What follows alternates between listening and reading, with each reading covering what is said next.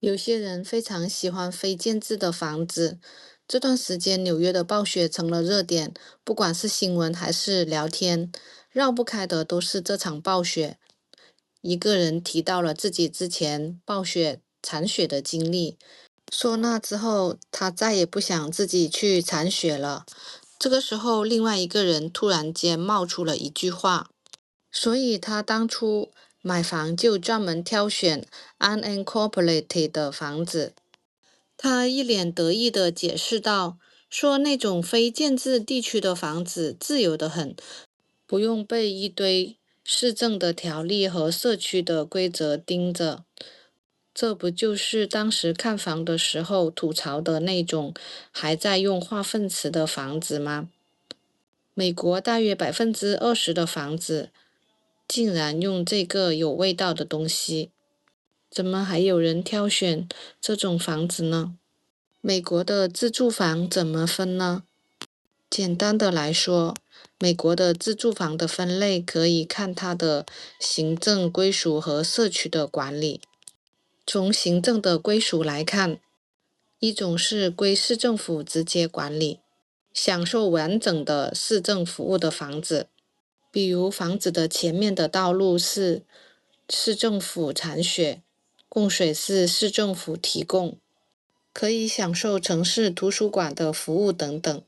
然而，另一种就是所谓的 unincorporated area，也就是非建制地区，不属于任何的城市政府，而是由更高一级的县 county 直接管理。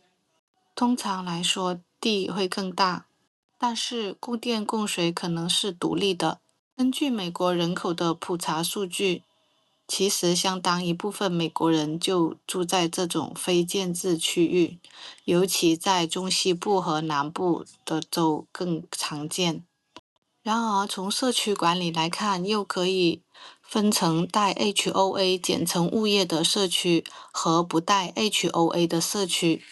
有物业的小区通常规划较为整齐，对房子的外观有很多的规范，有的会提供维护的服务，有的则会要求及时的维护草坪等等。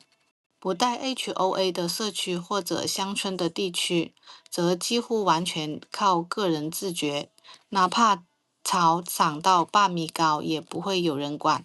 当然，如果你的邻居把房子装饰得很奇特，那体验可能就会有一点差。不同的房子有各自的特点，比如 incorporated 的房子，市政服务更完善，但是税也更高。非建制地区的房子土地更大，邻居更远，规则更少，但是很多事情都得自己搞定。非建制的房子好在哪里呢？有一些人是属于典型的自己动手派，自己在后院搭木棚，还有养了几只鸡的事情。在买房子的时候，特意的选了一个 unincorporated 的房子，理由很简单，要求少、低税、空间大。一般来说，非建制地区因为没有城市税，房产税结构会简单一些，整体的税负低于同等条件下的城市住宅。当然，具体要看州和县的政策，但是在很多的州，这确实是吸引人的一部分。在有 HOA 的小区，想在前院再加高一点的围栏，可能要符合一堆的要求，比如小区就要求围栏的材料、高度，甚至木头的间距。想换一个外墙的颜色，也要走审批的流程。装饰没有及时的取下来，还会收到警告。并且在美国买房半年，收到了一封来自物业的警告信，限期整改。而在非建制地区，虽然也有县级建筑的规范，但是跟 HOA 相比，基本上没有。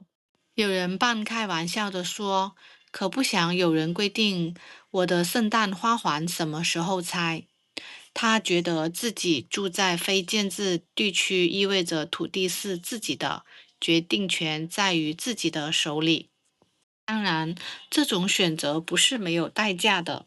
非建制的地区可能没有城市的自来水，要用井水，没有下水道系统，要维护化粪池，门前没有人行道，没有路灯，甚至在下雪的时候，路上的雪也不会及时的铲走。有人问他会不会觉得麻烦，他耸耸肩地说：“这些麻烦相对自由来说不值一提。”他说更喜欢这种生活方式。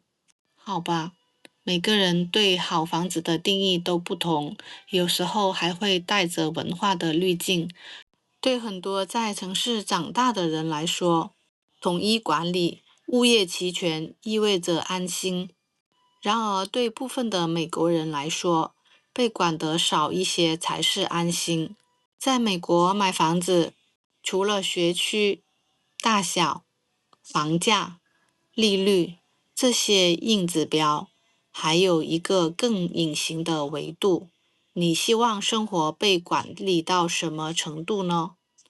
有 HOA 的社区，像是一张织得很密的网，安全有序，却也有规则分明。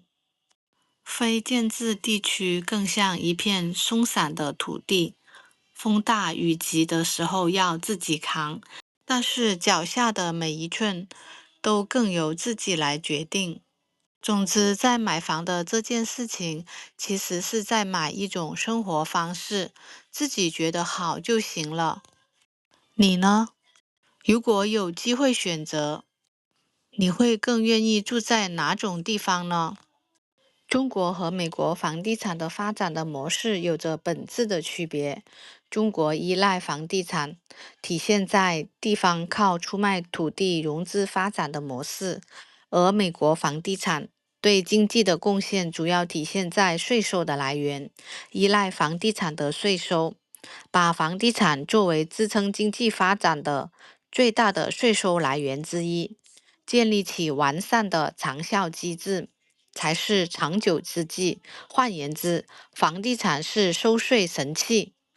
带给您最实用和最专业的美国置业攻略，优质的美国房源，并提供落地生活的各类服务，做最值得您信赖的美国服务专家，带您拆解更多美国地产背后的真实逻辑。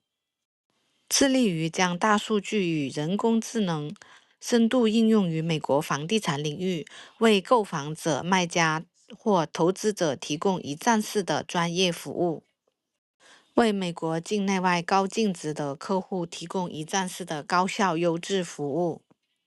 感谢支持，欢迎订阅。